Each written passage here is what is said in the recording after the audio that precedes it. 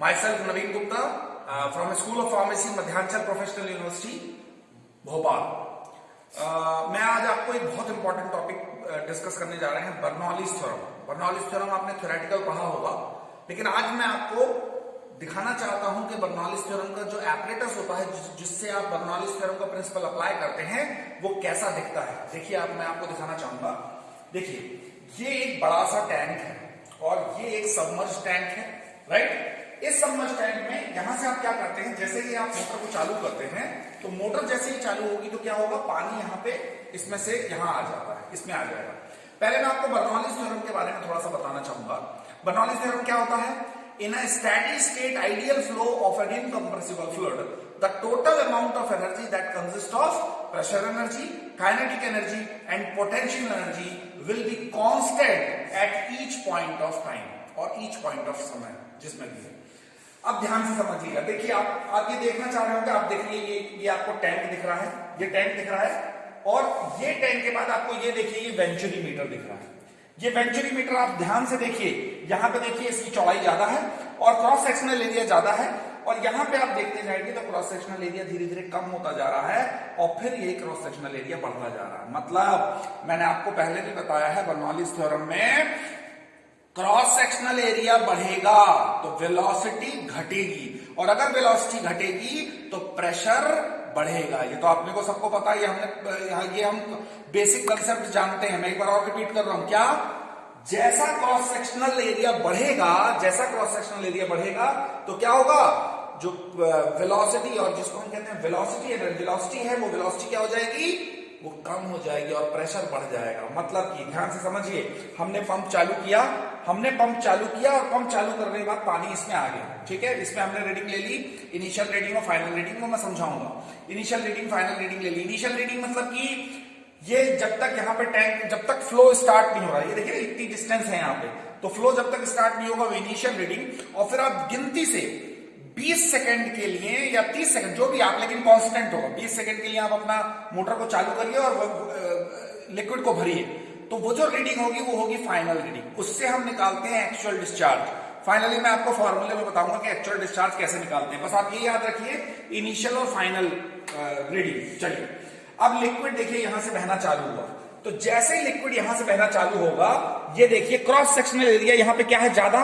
देखिए पहली पॉइंट मैं, अच्छा हाँ, एक चीज तो मैं और बताना चाहूंगा। ये जो आपको ट्यूब दिख रही हैं, इनको हम कहते हैं पीजोमेट्रिक ट्यूब्स। क्या बोलते हैं हम इनको?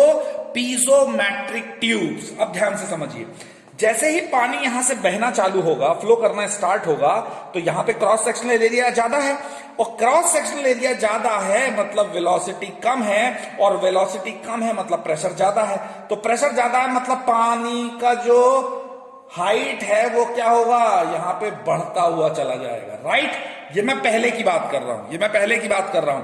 अब अगर दूसरे की बात करूं, मैं सेकंड वाले की बात करूं, तो देखिए सेकंड वाले में थोड़ा सा क्रॉस सेक्शनल एरिया थोड़ा सा कम हो गया, तो क्रॉस सेक्शनल एरिया कम हो गया मतलब वेलोसिटी बढ़ेगी, मतलब प्रेशर कम होगा। मतलब पहले का लेवल अगर ये है तो दूसरे का लेवल ये हो जाएगा, तीसरे का लेवल ये हो जाएगा, चौथे का ये, पांचवे का ये, छठवें का ये, और फिर देखिए यहां के बाद, इस एरिया के बाद ये क्रॉस सेक्शनल एरिया बढ़ना फिर से स्टार्ट हो गया।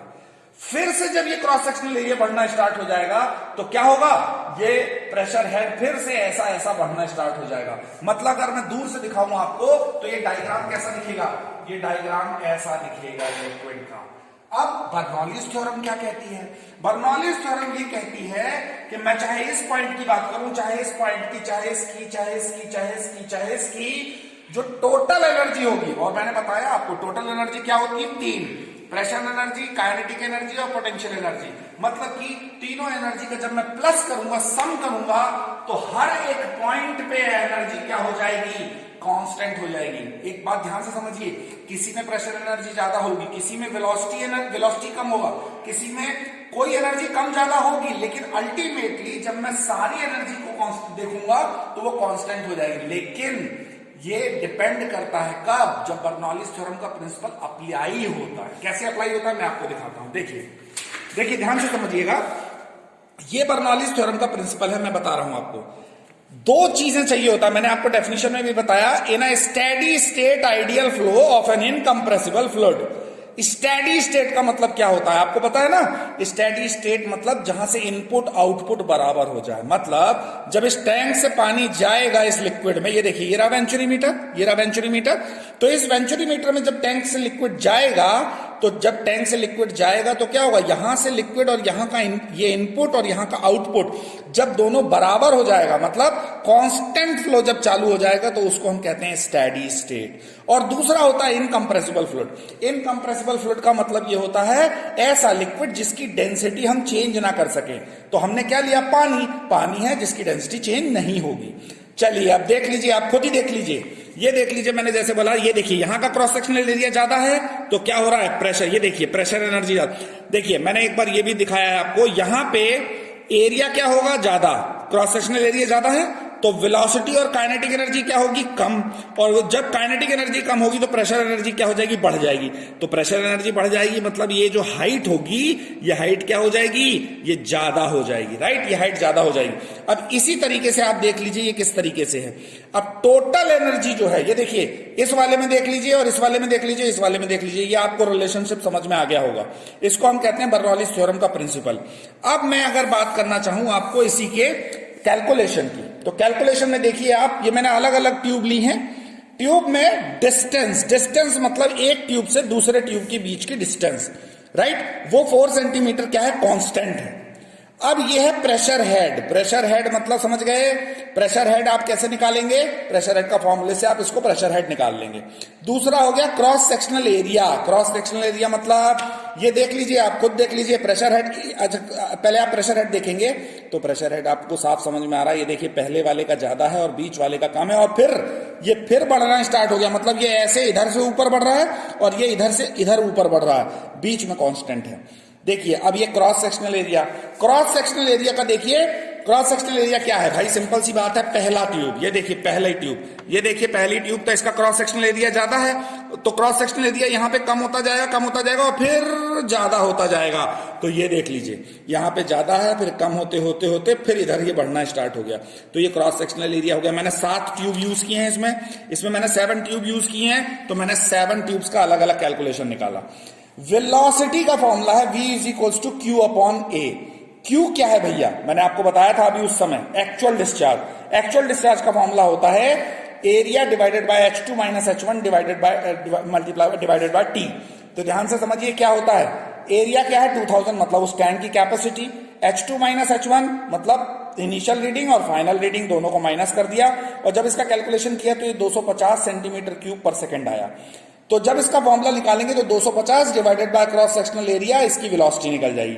अब काइनेटिक एनर्जी का फॉर्मूला तो आपको पता ही है क्या, u square upon 2g, u square upon 2g, u square upon 2g का फॉर्मूला लगा आपने, तो ये वाला फॉर्मूला आ गया। और टोटल एनर्जी आपको पता है, फिर लास्ट में बर्नौलीज थ्योरम में क्या करते हैं, तीनों को प्लस कर देते हैं, प्रेशर एनर्जी, पोटेंशियल एनर्जी और काइनेटिक एनर्जी। तो प्रेशर एनर्जी और काइनेटिक एनर्जी तो ये रही, ये निकल आई 21.9, मतलब Z प्लस प्रेशर एनर्जी, तो 21.9 ये हो गया। और काइनेटिक एनर्जी आपने ये निकाल ली, दोनों को निकाल दी, तो ये क्या वैल्यू आई 21.65। मतलब कि अगर एक की 21.65 आई है तो ये देखिए प्रेशर हेड कम ज्यादा हो रहा है, ये कुछ बढ़ ज्यादा रहा है, ये भी कुछ होगा, ये कुछ बढ़ेगा कम होगा, लेकिन अल्टीमेटली जो टोटल एनर्जी आएगी वो इन सब में क्या होगी, कांस्टेंट होगी। थोड़ा बहुत प्लस माइनस चलेगा, लेकिन 21.65 आई है तो दूसरे की आएगी 21.34, तीसरे की आएगी 21.94, लेकिन इन सब की एनर्जी जो होगी वो कांस्टेंट होगी। लेकिन कांस्टेंट कब होगी, मैं आपको बता चुका हूं कब होगी, जब स्टेडी स्टेट होगा और इनकंप्रेसिबल फ्लूइड होगा। इनकंप्रेसिबल फ्लूइड होगा। आशा है कि आप लोगों को ये वीडियो समझ में आया होगा। ऐसे ही मैं इंटरेस्टिंग वीडियो आपके सामने लेके आता रहूंगा। Thank you very much.